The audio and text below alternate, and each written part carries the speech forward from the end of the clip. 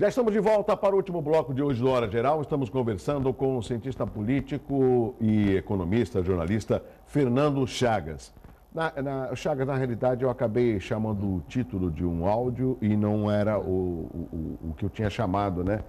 O que nós colocamos o último no bloco anterior é com relação ao Ministério Público. Agora, eu quero que a produção coloque o áudio como a presidente Dilma, explicando qual o procedimento que ela vai tomar para que um funcionário leve ao presidente Lula o termo de posse para ele já deixar ficar assinado. Se caso precisar, ela já mostraria que ele já estaria assinado o termo de posse.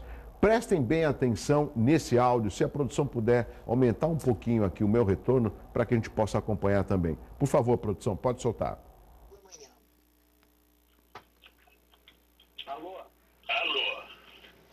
Lula, deixa eu te falar uma coisa. Seguinte, eu tô mandando o Descia junto com o papel para a gente ter ele e só usa em caso de necessidade, que é o termo de posse. Tá? Tá bom, tá bom. Só isso, você espera aí que ele tá indo aí. Tá bom, tô aqui, fica aguardando. Tá? Tá bom. Tchau. Tchau, querida. Nesse áudio, ela explica para o ex-presidente quais os procedimentos que ela vai tomar. E ele facilmente aceita e aguarda. Esse áudio acaba explicitando muito bem a relação de um ex-presidente com a presidente. Inclusive minha querida, né? Ele termina assim, o que é até uma relação natural. Natural. Agora, o que assusta? A presidente Dilma convoca uma entrevista coletiva, fala que não foi nomeado o ex-presidente Lula, Exatamente, ministro da Casa Civil, para se defender da Lava Jato, mas apenas para recuperar política e economicamente o país. Mas, no entanto, essa gravação, esse áudio, mostra o quê? Mostra que o único interesse era justamente livrar a possibilidade imediata do presidente Lula ser preso. Porque ele só iria tomar posse na terça-feira, mas correria o risco do dia de ontem até terça-feira, o juiz Sérgio Moro decretar a prisão dele. E se a Polícia Federal fosse em sua residência respeitar o decreto de prisão do juiz Sérgio Moro, ele mostraria o termo de posse. Ele já teria saído do foro da competência do juiz Sérgio Moro e já teria passado para o STF. Daí, o Diário Oficial Extraordinário ser publicado às 5 horas da tarde para mostrar que o juiz Sérgio Moro não podia mais atuar nesse caso, que esse caso agora era de competência, era do foro do Supremo Tribunal Federal. E aí revela que a realidade é uma. É tirar o ex-presidente Lula da vara do Paraná, da Polícia Federal, e levá-lo para o STF. O pior, colocou o STF no foco agora. O STF ele não tem muita alternativa. Uma hora ele vai ter que se manifestar em relação às denúncias relacionadas ao ex-presidente Lula. Chagas, um outro aspecto também, esse áudio eu não tenho, eu vi ontem, eu ouvi no Jornal da Cultura, que é um jornal belíssimo das 21 às 22 horas, que tem vários comentaristas, né? E tem um dos áudios que o ex-presidente Lula fala dos poderes acovardados, né? E dentre eles, ele cita o Senado e ele cita a Câmara Federal e, na sequência, o Jornal da Cultura mostra um depoimento do então presidente do Senado, Renan Calheiros, falando que o Lula é uma figura que tem um trato político, tem um outro perfil e que ele ajudaria a ter um bom relacionamento entre o Senado e o governo federal. Ou seja, o Renan Calheiros falando bem de uma pessoa que desqualificou o Senado Nacional. A última barreira que a presidente Dilma tinha no PMDB é o Renan Calheiros e a bancada do Senado. Porém, depois dessas revelações, acho muito difícil o PMDB continuar aliado da presidente Dilma. Aliás, a maior parte do PMDB já desembarcou ou está desembarcando do governo. Quem ainda segurava a situação era o presidente do Senado, Renan Calheiros. E o Renan Calheiros tinha o máximo interesse em manter essa situação.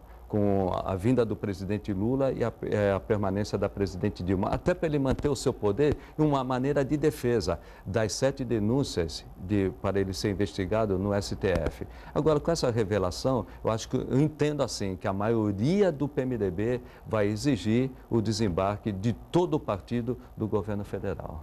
Vamos agora apresentar o último áudio. Eu acho que esse último áudio é a referência que o ex-presidente faz com relação à ministra Rosa Weber. Rosa Weber, né? do Supremo. Vamos ouvir, produção? Governar por causa do Tribunal de Contas, não poder governar por causa do Ministério Público, porra. Somente quem está falando de autonomia é a presidência da República. O resto tudo tem. E quando é que a gente pode conversar? Querida, o nosso companheiro tinha visto a possibilidade de você convocar uma conversa quando você quiser, meu irmão. Só não pode ser amanhã, amanhã está muito em cima. Tá bom. Mas quando você quiser, Segunda. me dispõe aí. Segunda. Tá? Tá? Depois certo com o Galego. Para mim pode ser. Tá bom. Ele quer falar contigo. Pera lá. Tá bom. aqui. Pera lá. Tá bom.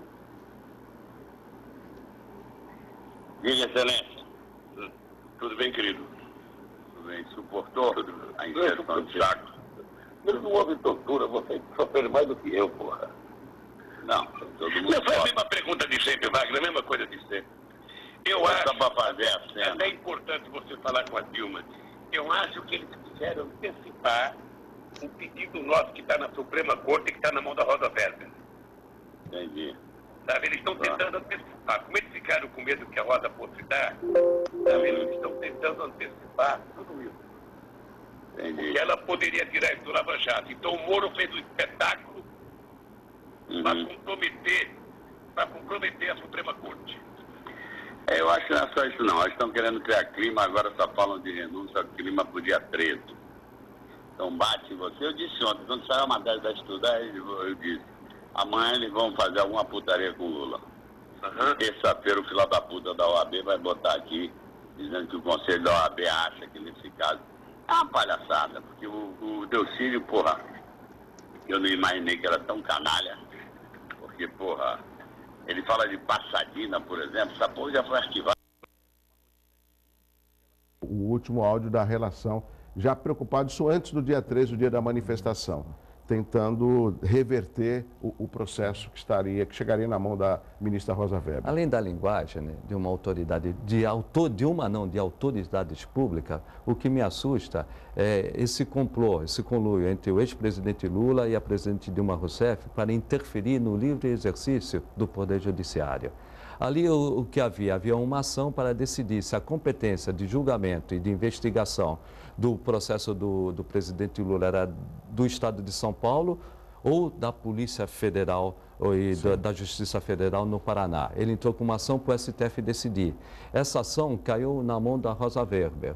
Então, o que ele pedia? Pedia uma agilidade para que a Rosa Weber decidisse ou é da Justiça do Estado de São Paulo ou é da Justiça Federal do Paraná. Como a Rosa Weber não se decidia, ele tentou, junto com a presidente Dilma e com o ex-ministro Jacques Wagner da Casa Civil, interferir no livre exercício do Poder Judiciário. Isso não digo que caracterize, mas pode caracterizar crime de responsabilidade.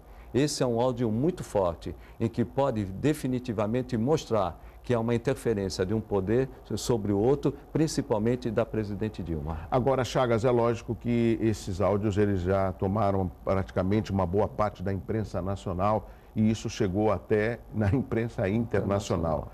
Como será que os outros países do exterior veem esse momento que o país está passando? Estarrecidas, né? Nós já perdemos o grau de investimento, né? Nós passamos para a 4ª divisão em termos de economia. E agora em política nós passamos para o lado mais baixo que possa haver numa negociação política, num acordo político, né? Por isso, para o mundo exterior, foi muito ruim e nós que precisamos de tanto investimento, sem o grau de investimento e com a política efervescente do jeito que está e com esses diálogos, essas fitas vazando para o mundo inteiro com as redes sociais, a situação política do Brasil, a imagem do Brasil lá fora é muito ruim no ano que nós temos as Olimpíadas. Não podia ser pior, não podia ser pior. Um ano das Olimpíadas, um ano que nós tínhamos a expectativa de uma melhora na economia, né? Porque os problemas do Brasil não são só os institucionais, são o emprego econômico, a qualificação profissional, a educação, ou seja, isso tudo deixa as pessoas mais vulneráveis. Nós temos perguntas pelo 3041-6777 aqui no Hora Geral. A pergunta do Salvador Dias. Cadê a pergunta do Salvador Dias? Estava aqui, sumiu. A pergunta do Salvador... Ah, está aqui, ó. Qual o impacto das manifestações nas eleições municipais da região? É grande, porque hoje, quando for para a urna, o eleitor ele vai pensar duas vezes, ele não vai acreditar mais no marketing mentiroso.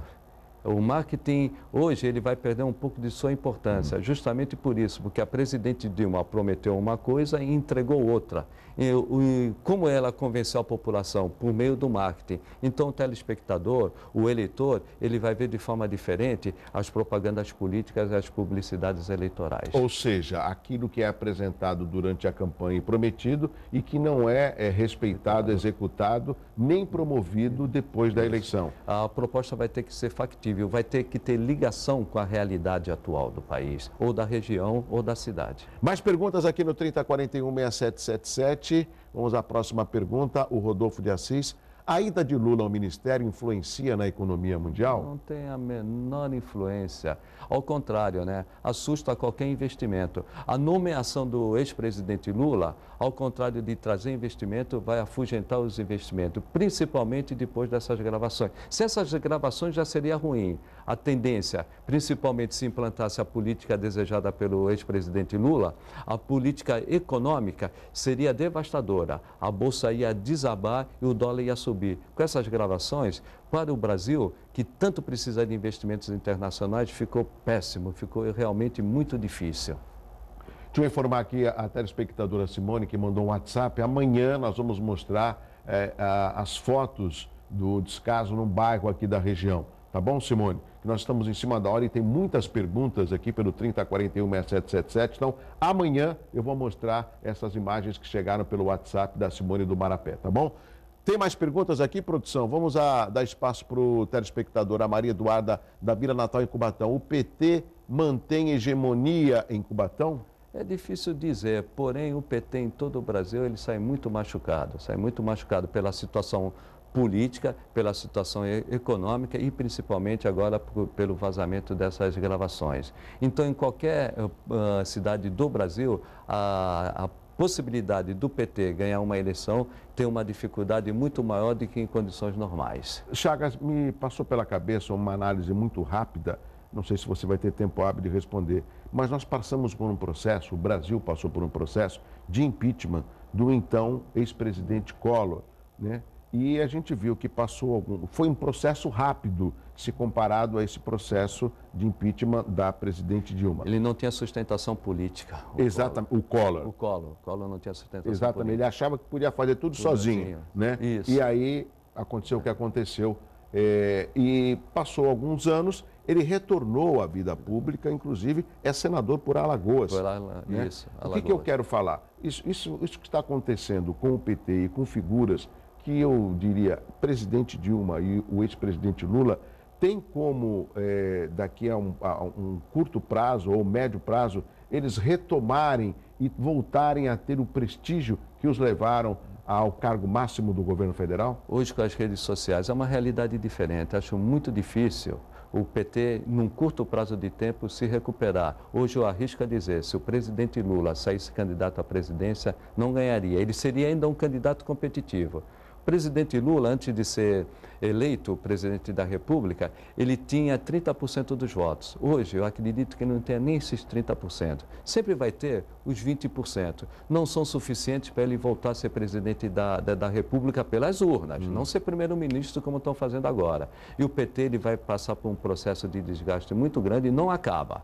mas vai ter que revisar os seus métodos de trabalhos políticos, refundar o PT para ele voltar a crescer. Ele vai passar por um momento muito ruim daqui para frente. Mais perguntas aqui rapidamente, antes de terminar a Hora Geral. O Lucas Souza, da Vila Guilhermina, em Praia Grande. Como ministro-chefe da Casa Civil, Lula mudará a economia? Se ele aplicar a política econômica que ele está propondo para Dilma Rousseff, ele afunda a economia brasileira. Principalmente se ele tentar utilizar, pior disso tudo é se ele tentar utilizar as reservas internacionais para pagar a dívida ou investimento. Aí a única coisa que funciona na política brasileira, que é o câmbio, esse vai disparar, o céu é o limite. O dólar vai disparar de tal maneira que nós não vamos ter como controlar. Isso é muito grave. Bom, eu quero agradecer a todos os telespectadores. Tem mais perguntas, mas nosso tempo está totalmente esgotado. Eu vou deixar uma última pergunta para o Chagas. Chagas, como que você vê o país na mão de uma presidente onde ela não tem nenhum tipo de autonomia e, pelo contrário, a gente vê que ela é muito fácil de ser comandada,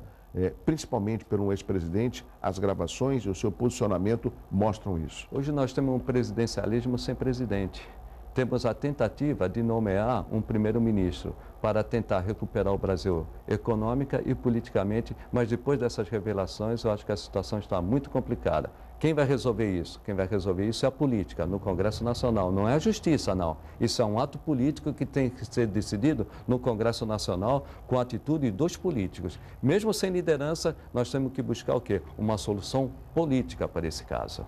Muito obrigado, Fernando Chagas, cientista político, jornalista e economista, participando aqui no Hora Geral. Obrigado aos telespectadores que ligaram pelo 3041-6777. A nossa ideia é justamente de levar a informação, reproduzir o que dizem os jornais, para que você possa ficar bem informado. Às 4 horas tem reapresentação e mais informações você tem no site euestoucomvocê.com.br. Está completando hoje mais um ano de vida, nesse dia 17. Parabéns, felicidades, saúde e um abraço assim, ó, muito forte para você. Tchau, tchau.